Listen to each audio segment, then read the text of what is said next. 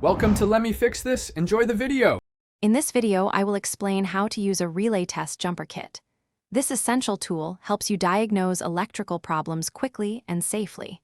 You will learn to identify relay terminals, connect the jumper kit correctly, and perform various tests. We will cover everything from basic setup to interpreting your readings, ensuring you can confidently troubleshoot your vehicle's electrical system with precision and ease. Let's get started. Before connecting any tools, it is crucial to correctly identify the relay's terminals. Most automotive relays have 4 or 5 pins. Pins 85 and 86 are typically for the coil, which activates the relay. Pins 30 and 87 are for the switch, controlling the power flow. Always refer to your vehicle's specific wiring diagrams to confirm these pin assignments, as they can sometimes vary slightly between models. Once you have identified the terminals, select the correct jumper from your kit that matches the relay's socket.